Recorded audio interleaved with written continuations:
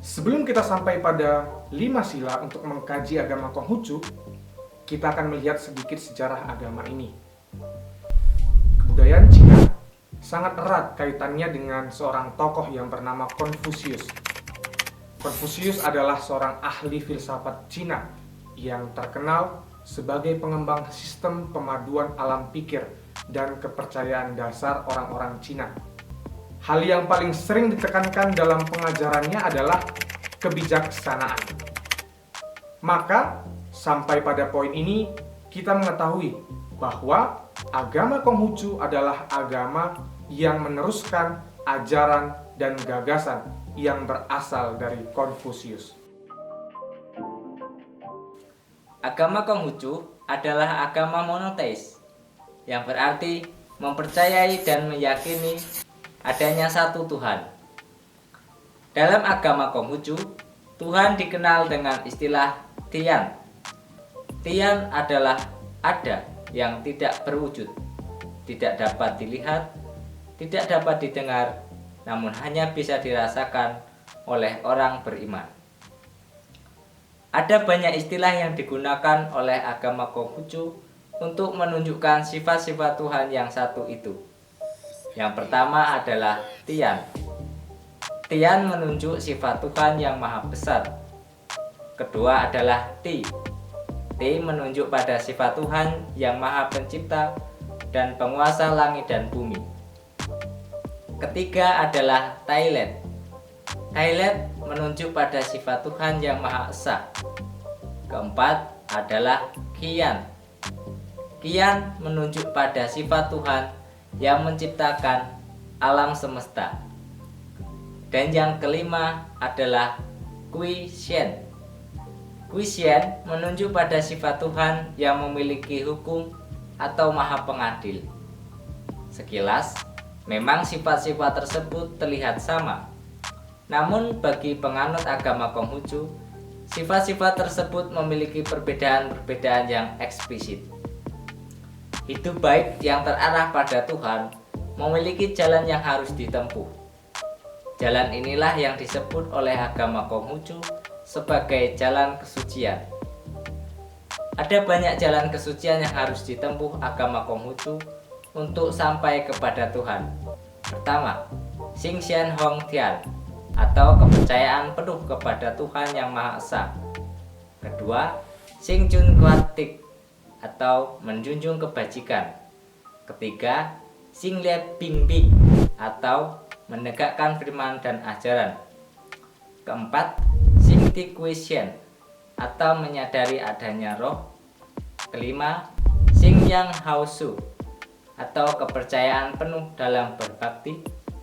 Keenam, Xing Sun Bok Tok, atau sepenuh iman mengikuti genta rohani.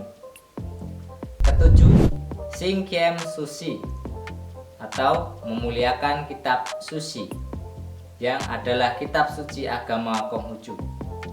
Kedelapan, Xing Hing Dang To, atau sepenuh iman menempuh semua jalan suci yang sudah ada. Manusia identik dengan kehidupan. Oleh karena itu, ada dua nilai kehidupan yang harus dipegang oleh agama Konghucu. Pertama adalah Yen. Yen berarti hubungan yang ideal antara sesama manusia. Dalam hubungan tersebut harus ada suatu kebaikan, cinta, budi pekerti, dan nilai kemanusiaan itu sendiri. Kedua adalah Li. Li berarti keserangkaian hubungan antara sesama manusia yang terjalin dengan ibadat, adat istiadat, dan tata krama. Untuk menjaga nilai-nilai tersebut, maka orang harus menggunakan bahasa yang baik dan benar, orang harus berada pada keseimbangan di dalam hidup, dan orang harus menjaga hubungan timbal balik di dalam keluarga. Bagi agama Konghucu, proses penciptaan alam dan isinya tertera pada kitab Yang Qing. Proses penciptaan diawali dengan wuji, atau situasi sebelum ada benda-benda lain. Selain itu ada juga istilah Tai Chi, yang berarti Tuhan sebagai titik awal dan pusat alam semesta. Adapun unsur-unsur dari alam semesta dijelaskan berdasarkan sifatnya, antara lain Qian yang berarti langit, Dui yang berarti lembah atau rawa, Li yang berarti api, Sen yang berarti petir, Sun yang berarti angin, Kan yang berarti air, Gen yang berarti gunung, dan Kun yang berarti bumi. Proses penciptaan itu semuanya terjadi selama 8 hari, dan apa yang telah diciptakan harus dilihat sebagai bentuk tanggung jawab manusia kepada Tuhan, sesama, dan alam semesta. Konsep inilah yang dikenal dengan sebutan Tianren Heiji atau Tuhan dan manusia bersatu.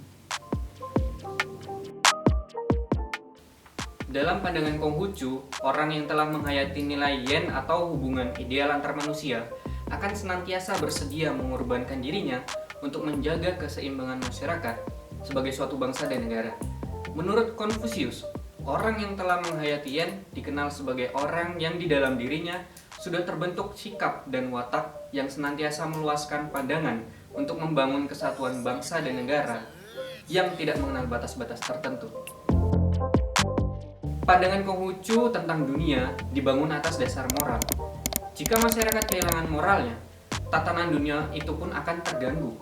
Akibat dari itu semua adalah munculnya bahaya dan bencana seperti peperangan, banjir, gempa bumi, kemarau panjang, dan penyakit merajalela.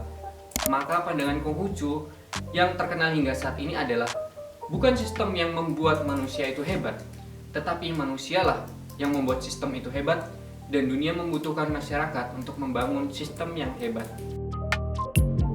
Sekian pemaparan singkat yang bisa kita lihat bersama dari agama Konghucu dalam perspektif Pancasila. Lebih kurangnya kami mengucapkan terima kasih.